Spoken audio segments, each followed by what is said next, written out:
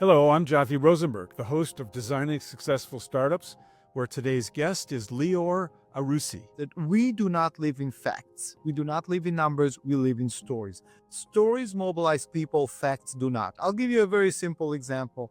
We are on December 11th today, and very soon at the end of the year, millions of Americans are going to go on the scale on January 1st. They're going to look at the number. They're going to hate the number. They're going to absolutely commit to change the number. And by January 30th, they'll go back to their regular regimen of eating and exercise, which is not healthy.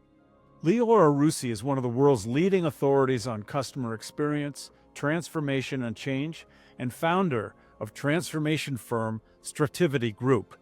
Arussy helped some of the world's leading brands write their next chapter in their story through transformative process. Arussy's clients include Mercedes-Benz, Delta Airlines, Royal Caribbean Cruises, BMW, Johnson & Johnson, among others. Recipient of several awards, Arussy is the author of 10 books, including Dare to Author and Next is Now, 5 Steps for Embracing Change. And here is Lior. Hello, Lior. How are you? I'm doing well. How are you, Jothy? I'm good. We're having a big rainstorm today. We are having some of that rain over here, not as a storm, but it's part of the four seasons. We need to appreciate them all. We do. And I certainly, I myself really enjoy the four seasons. I would like to start by just asking you where you originally from and to also tell us where you live now. So I was born in Israel and spent my early parts of my life in Israel. Eventually, I met an American girl and got married, and spent most of the last 3 decades in the United States. Lived in different places, from Cleveland to California to New Jersey, and we are talking right now from Englewood, New Jersey. When you were in your late teens in Israel, did you serve in the IDF? I did serve in the IDF as well. It's mandatory, and like anybody else, did my part. I was a medic, so I was more busy with saving lives that way, and it was a privilege to do that. That sounds great. Very pleased to hear that. Right now, you have a firm called Strativity. Is that how you say it? You pronounce it correctly, but I no longer own it. I sold it a couple of years ago, but that's what I started. That's my main flagship success. So I'm currently involved in another. I'm involved in a couple of startups. I invested in some, and I'm part of their go-to-market strategy. I'm either on the board or board of advisors, and I'm involved in another startup called Impact CX. So there are a couple of them that I'm actually involved in. Well, that one that you just mentioned, is that one that you founded, you created? I'm a co-founder with others and the chairman of the company. And where did the idea for that one come from, and what does it do?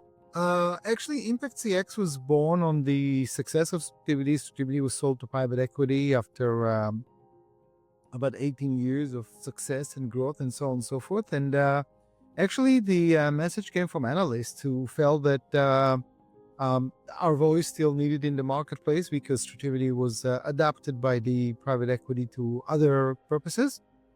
So I received several messages from analysts saying, we're missing that voice, we're missing that capability, and would you reconsider? So I joined forces with some previous people who worked with me, and Impact CX was born.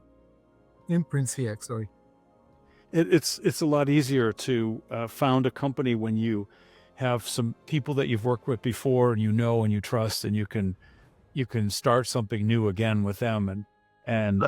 Absolutely. I mean, look, I went through several startups in many different industries. So early on in the mid-90s, I was involved in a startup that was in the software retail, and we were doing what is known as Comdex, the predecessor to CES, and we reinvented the wheel because we did not know what we were doing. We just had a great idea, and after that, I was in cybersecurity. Again, brand new area, and again, I needed to reinvent the rules, and then 2 stints in larger technology companies where I learned a lot about how to do things like the big guys.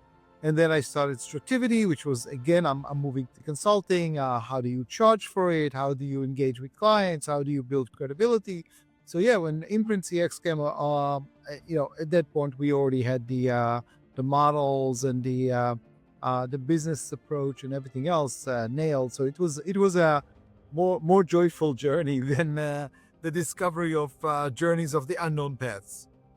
So when you were with Strativity for that 18-year period, uh, you said in your bio that you helped some major name brand companies, and I'm assuming it's during that period of time. What was it like to work for them, and were all of the experiences positive, or were there some war stories? So, if I may, I'll give you a little bit of a background how Strativity was born, and then I was in the technology world, okay, and like any other technologies, we're in love with our technologies. We think they are going to save the world, and the world is just waiting for us, and so on and so forth. And one of my clients, after installing the technology, failed miserably, and I had a conversation with him, and he said, "Lior, even a fool with a tool is still a fool." And the conversation with him changed my life in a profound way, because I realized that as a technology oriented person, um, I was so involved and in love and obsessed with my technology, and I believed that the world was ready for it. And in reality, is I wasn't in the technology business; I was in the change management business, and I couldn't help them because I didn't have the tools to help them actually be successful with that. And what we invented at Strativity is something that didn't exist before. It wasn't a traditional consulting business, because what I did there is I took discipline-informed research, combined with change management, combined with consulting, combined with training, combined with branding, and I was able to look any CEO in the eyes and say, "You want to have a transformation in your business, whatever the reason is, I can walk you through all of it until the last employee in the organization is trained." Not McKinsey, not Bain, not Accenture, not Deloitte. None of them dare to do what we did. And I remember having a conversation with Brian Tracy, and he said to me, "Lior, good luck. This is the holy grail. I don't believe anybody can do that." And we did it. We did it 400 times. We did it again and again and again. We have proven that we can do that. We priced it differently. It was flat fee and so on and so forth. So how did it work there? By the way, the joke in the industry was always that I am punching above my weight. The people told me that to my face, some of my competitors. And I said, there's no such a thing as above my weight if I'm not delivering value. And if I'm delivering value, so guess what? I'm doing exactly what I promised my clients, and it doesn't matter what my size is. I don't need 250,000 consultants to do that. And we were going against Deloitte, we're going against EY, we're going against Accenture. So how did it feel? On a spectrum between an imposter syndrome and an absolute conviction that we have what they need, we were always operating on that spectrum. And we made sure all the time to measure our success and our impact on our clients. So when we came to the next one, we were confident we can do it, and we could guide them. And I'll give you one example. There was an RFP, there was a bid where we were competing against Deloitte, EY, ourselves, and one smaller boutique firm. And the boutique firm was so desperate to win this that they actually lowered their prices 70% below our prices. Like, it was a desperation fire sale. We have to win that account. And the prospect told us, like, "Look, you're 70% above what we have from this place." And I said, "Guys, I'm not going to compete. I will show you what you're missing, but I will not compete, and I'll not play that game." And eventually we won the business. It was a $20 million contract. We won that business against the competition of 70% below. So it took a lot of building the confidence and measuring our success and results in order to be able to be confident in front of very major clients who are otherwise have the choice of, nobody will ever get fired for hiring Deloitte or EY or IBM or whatever. As long as you deliver, as long as you're confident, as long as you're willing to learn, as long as you're willing to listen.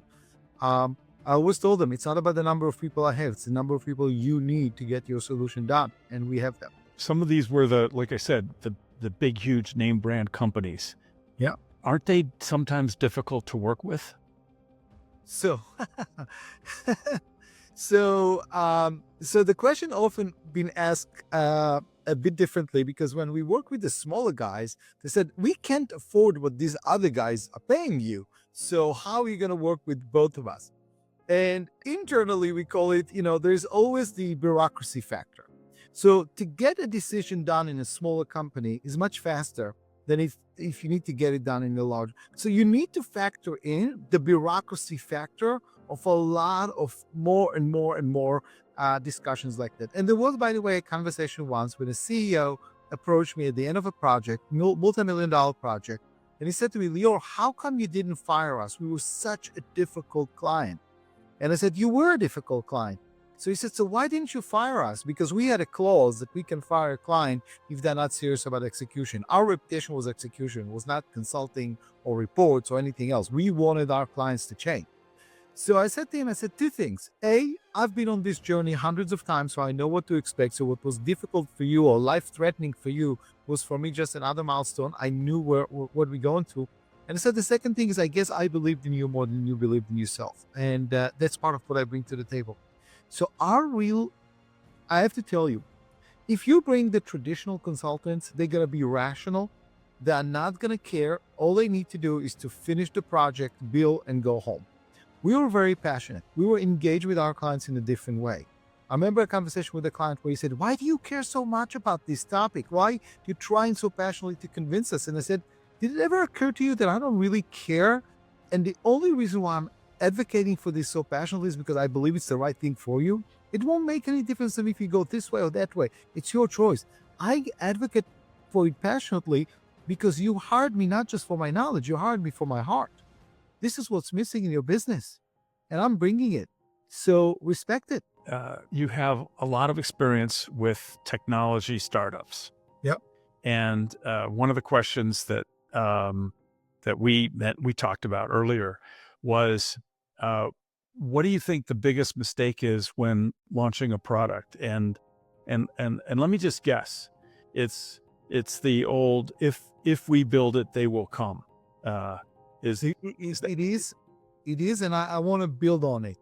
Yeah. It was one training that I always gave my salespeople. Okay. And by the way, if you're a startup and the CEO is the only one who can sell, you're an experiment. You're not a startup. Startup is when multiple people can sell. If all the deals are going to go to the CEO, you're an experiment yet to be proven. When you multiply it, then it's a different story. But I sat down with all my salespeople and I said, and this was my opening line. I want you to know that our future customers have lived peacefully without us for many years and are planning to live peacefully without us for many years to come. You're an intervention. You're a disruption. You are not something they ask for. Now ask yourself, why should they change in order to adapt to what we have? Do not assume that we are going to make their life better and lower their costs and increase their profitability and increase efficiency. All these things, assume resistance. Don't assume embracing. Assume that people are threatened by what we do. Assume that they have years of vested experience. I'll give you an example. I was working with an insurance company and we were trying to introduce a new software for their underwriters. And they have 250 underwriters. And each one of them have 20 years of experience in underwriting. And I said to my salespeople, that's 500 years of experience that you asked them to ignore. Think about it. It's so embedded. It's 500 years of doing things in a certain way, and you are asking them to forgo those 500 years because you got some punchy PowerPoint? So I always told my salespeople, the competition is not another startup. The competition is do nothing. The competition is let's wait. The competition is we don't have to be the first one. This is the real competition, human resistance. And what startups need to understand is, as much as you invest in building your feature set, which we all know they're not going to use most of it anyway, not in the first run, you need to invest in change management, in understanding the fears of your target audience and how you're going to help them overcome those fears. But don't you think that there's another language that a lot of people use to talk about how they're selling, and that is, does this customer have, and is it, and broadly across a market, do these customers have a certain pain point that they haven't figured out a way to solve? Well, Jothy, they lived with this pain point for quite some time, and they did not try to create that software on their own, which means the pain point was not that big that it was worth finding a do it yourself kind of a solution. So, do they have a pain point? We all do, and you know what? No organization is perfect, and we learn to live with our flaws, and we learn to live with the good enough solution. And even though you can scratch your head, your ear this way, they learn to do it this way, and it's still working. So you know what, I would submit to your consideration that while people have pain points, the question is not if I have a pain point. The question if it's urgent for me to address it now. And you're trying to come and reprioritize my agenda, both financially, resource wise, in order to make your solution my priority as opposed to other pain points that I have. Guess what? We did a lot of work at Strativity with journey mapping, and you identify a lot of pain points for customers, and you cannot fix them all. So you need to prioritize, and the way we prioritize is we call them loyalty builders versus loyalty eroders. So there are certain pain points that even if you'll excel in them, I'll never give you good points because it's just there. If your invoice is accurate, don't expect me to pay you more because you have an accurate invoice. But if the loyalty builders are the pain points that are going to contribute to a longer retention and a longer relationship. So by splitting them that way, there were certain pain points. It's like, just do the bare minimum, just plug the hole, but nobody's going to replace a system. And I'll give you, Jothy, one more example. Our studies are showing that over 40% of Oracle customers are not planning to move to the cloud. In fact, most of the cloud customers are small to mid-sized businesses. They're not the large Oracle businesses. And Oracle have tried in every possible way to threaten them. They're going to stop support for the database and for this and the process. They're still using it. Is it a pain point? Absolutely. Are the user interface anything modern? Absolutely not. And yet they're still using it. AS400? There are still AS400s out there in insurance companies and banks. Is it a pain point? Absolutely. But it's tolerable. It's a pain point we know. Okay, fair enough. Hi, the podcast you are listening to is a companion to my recent book, Tech Startup Toolkit: How to Launch Strong and Exit Big. This is the book I wish I'd had as I was founding and running 8 startups over 35 years. It's like a memoir of my entrepreneurial journey. I tell the unvarnished truth about what went right and especially about what went wrong. It's for the founder, the CEO, and wannabe founders of tech and non-tech startups. You could get it from all the usual booksellers and also from the publisher at Manning.com. I hope you like it. It's a true labor of love. Now back to the show. You're fond of saying that stories are really important in startup success. What do you mean by that? Well, not just. I think my new book, Dare to Author, is based on the premise that we do not live in facts. We do not live in numbers. We live in stories. Stories mobilize people. Facts do not. I'll give you a very simple example. We are on December 11th today, and very soon at the end of the year, millions of Americans are going to go on the scale on January 1st. They're going to look at the number. They're going to hate the number. They're going to absolutely commit to change the number. And by January 30th, they'll go back to their regular regimen of eating and exercise, which is not healthy. The number doesn't set people free. The number doesn't activate people to change. And that's my premise there. People are stuck in old stories, and as a result of it cannot embrace the future. What happened is, as I talk about it in the book, we see future, we see new things, and we act like victims. Our knee-jerk reaction is victimhood to future, and for that matter, to new technologies. And as victims, we try to fight, we try to fly, we try to freeze, but we are not embracing. We're definitely not excited. We're definitely not going to take advantage of it. So unless you craft a story that creates a purpose for me to activate and change, I'm not going to. Because the comfort zone and the devil I know are much, much better, and no numbers in the world that you're going to throw at me is going to make that change. Because the whole weight loss industry is based on the fact that you saw a number, but still, the bottom line is very different. So just continuing with the weight loss analogy, if the doctor that you like and trust tells you a story about what your future might be like if you continue to be overweight and eat badly and don't exercise, they're essentially telling a story, correct? Is that? Yeah, yes and no. Yes and no. Let me give you two stats since we're in the story business, okay? Uh, 9 out of 10 people who suffered from a heart attack will go back to their old ways within 6 months. They're at the brink of losing everything and are going back to that.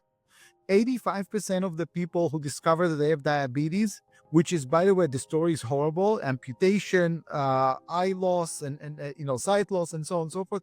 85% of them do not fulfill the first prescription. Okay, even though the numbers are very clear. When we talk about stories, we talk about self-purpose, a reason to do things because we want to make an impact on the world, because we want to connect to our family, because we understand what the consequences are. I just read, by the way, an interesting article from the professor at Yale University. She's from the Happiness Center, and she talks about the fact that if you want to change, take a picture of yourself in 20 years from now and ask yourself, what do you want that person to be and how do you want to care for that person? And if you don't want that person to be ill or suffering, then what do you do now in order to get there?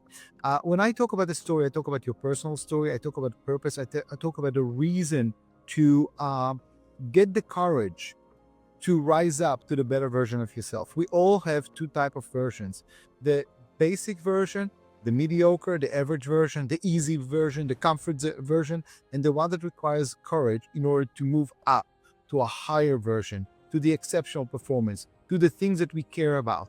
And that choice requires a story. So you've written something like 10 books, right? Correct. What motivates you to write the next book? What is the thing? I mean, because the book is a product too. And you don't want to write a book that's exactly the same as someone else's book, and you want to write a book because you think it solves somebody's problems. What motivates you to write a particular, like the 11th book? What's it going to be? The book we're talking about right now is a book I did not even know I'm going to be writing. So this was actually something that one of my clients challenged me to write because he felt that there was a need in the market. And I did not necessarily see it. So I give him all the credit for that, even in the book itself. So the way I look at books is about amplification of messages and reaching out to a lot more people than I can reach, through traditional consulting workshops and speeches. And my goal is, and this is a tricky part about a book. Anybody who wrote a book will tell you that oftentimes people will come to you, oh, remember that line you wrote on page 52? That inspired me to do this, this, and that. And you look at them, it's like, that's not what I meant, but I'm glad it inspired you to do this and that. And oftentimes what authors need to get used to is that the moment you ship that book out there, it is subject to interpretations because it's, again, people hear what they hear based on their life story, not based on what you did. So this book was written because I ultimately understood that as I work in change management and transformation, people are struggling with how to transform past experiences into future strength and into future resilience and into embracing the future. And I wanted to give them a tool because the book has a lot of prompt questions. It actually guides you how to do it for yourself. The purpose was to give people a tool to actually look at their past as a springboard for the future, not just as scars that we need to suffer, but as stars that can actually shine and shed light on the future. So I always think about my audience. It's not an innate thing in me to I need to write and then I hope somebody's going to write is going to read it. I'm writing it because I'm trying to communicate with people that I believe I can inspire with some ideas. I'm way behind you. I've only written 6 books. Well, more motivation to go. But as I know, a book starts, I love the Winston Churchill's slogan, a book starts like a lover and ends like a tyrant. You love the writing, but then the editing and the changes and your editor's driving you nuts. What do you mean by that? And you need to explain that. It's like, it's obvious to me. But it's like, it's obvious to you because you lived it. It's not obvious to somebody who didn't live your life. So yeah, from a lover to a tyrant. Yeah, that's fair. Because I finished the writing on this book, the Tech Startup Toolkit, on December 31st, actually, of 2023. And it finally came out from the printer on July 15th, 2024. Yeah, isn't it amazing? I mean, it's like people don't appreciate that process. They think it's, you write a text, you put it on Amazon, it's going to be printed on demand. But it's like, no, it's a lot of details to bring this product to life. And you're absolutely right about it. And authors who love to express themselves with words sometimes find the other aspects a bit tedious and annoying and cumbersome. And yeah, so I've tried them all. Look, I've done some self-publishing, I've done some with Simon and Schuster, so I've experienced it on all grounds. As much as it's not enjoyable necessarily, I do appreciate the diligent process because as authors, we want to get the word out as soon as possible, but it has to be done in the right way so the audience can actually benefit from it. I was just going to say the same thing. The process is challenging, but the end result is such high quality Yeah. that it's worth it. It's absolutely worth it. And the comments, if you're lucky enough to get good comments, which I'm getting a lot of right now, that makes all the pain totally worth it. So which comment you received that kind of like gave you that moment of, oh, it was all worth it? Well, you're going to be really I think you're going to be surprised. So the audience of this book is supposed to be startup founders, startup CEOs, and wannabe founders. And one of those wannabe founders read the book and said, now I know, I don't want to do it. and I thought about it for a while thinking, oh no, that's not good. That's not good. Except then I realized, no, that is good. They don't really have all the right attitudes, maybe, fortitude, or they're just so nervous about it, and they'll have trouble if they're so nervous about it that they're stuck in imposter syndrome on everything they do. I mean, the person just probably needs a little coaching. Unfortunately, I don't know exactly who they are because it's just a name, right, in their review. Yeah. But so changing gears slightly, Can I just comment on that for a second? please. When I came to the United States, one of those slogans, catchphrases that caught my attention, I fell in love with it, was, if you can dream it, you can do it. I thought, oh, this is America. This is, if you can dream it, you can do it. And in the book, I actually dedicate a chapter to revising that statement. I'm saying I'm calling a BS on that statement for the following reason. It's oversimplifying it. And I want to revise this statement to say, if you can dream it and you're willing to put the efforts for it and you're willing to pay the price of difficulties, you have a better chance of doing it. And I think the person who read your book basically concluded, I'm not willing to put the efforts. And that's okay. And that's absolutely okay. Don't waste people's time. Don't waste investors' money. I'm glad you reached that conclusion before the damage was done.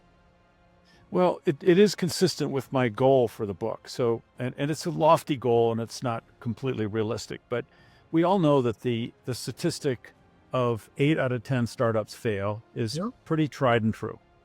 And I want the person who really reads, takes seriously, and absorbs the book to be part of a group for whom 8 out of 10 startups succeed. Yep. And if it filters out people that aren't willing to put up with the pain, work hard at it, hit a wall and bounce off and try again, then that's going to decrease the number of people that unfortunately might not succeed, might fail. And free the money for other people who are more serious about it, because VC money at the end of the day is also limited. So one of the things we also say a lot about people that do startups is that they have grit. And that may be, by the way, also part of what that person meant when they said, no, I'm not going to do this. And so where does your grit come from? Because I don't know a whole lot, and there's a bunch of hidden from me in your background, but you've got grit that, you've already exposed to me a little bit. I grew up in a neighborhood that will be probably equivalent in America to a slum, with teachers who believed that I should not even bother to go to high school because it's a waste of my time and the waste of all of my friends' time. They told us to go and either be apprentice or go to occupational school and just get a mechanic job or a cleaner job, and they did it out of a great deal of compassion to us. They just didn't want us to frustrate ourselves with goals that we could not achieve. So you want to talk where my grit came from? I've got those teachers who did not believe one bit, one iota in what I can do. And that gave me a great deal of motivation.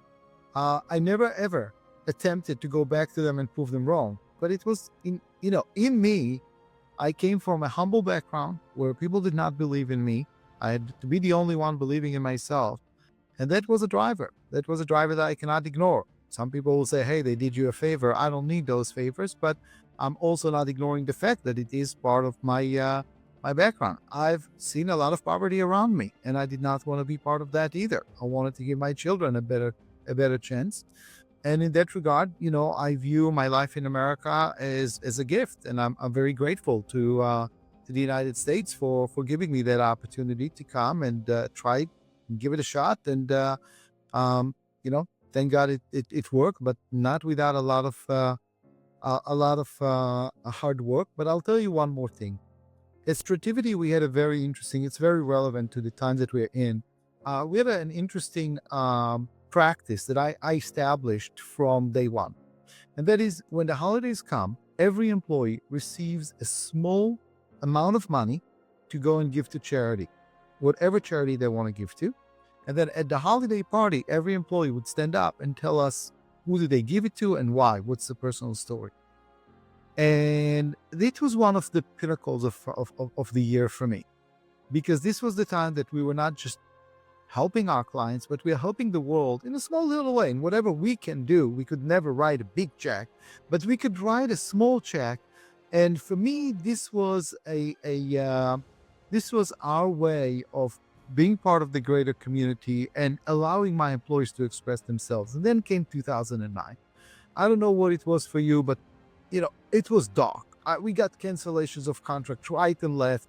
I had to lower salaries instead of firing people. And it was horrible time. I remember employees came to me and said, Lior, we're sure if you're going to fire us, you're going to make more money now. We are carrying the company, and et cetera, et cetera. Came December 1st, and everybody was watching. Is that going to be an allowance for charity this year or not? And even though the amount was not what it was used to be, I made a point of doing it, of making it. So for me, establishing that the center of gravity of my life is not myself, but the ability to give it to others, which is the ultimate success in my world. That little practice was a reminder every year that we exist for something bigger and larger than us. And even in 2009, I remember standing up and telling people, guys, the reason why I did it is because I need us always to remember that other people in need, that other people who we can help, and we should always focus on the power we do have, not the power we don't have. Lior, I love your worldview, and I really want to thank you for making this podcast better. Thank you. I really appreciate your time. Thank you very much. That's a wrap. Thanks for tuning into this week's episode of the Designing Successful Startups podcast. Check out the show notes for resources and links. Please follow and rate us at podchaser.com/designing successful startups. Also, please share and like us on your social media channels. This is Jothy Rosenberg saying, TTFN, ta-ta for now.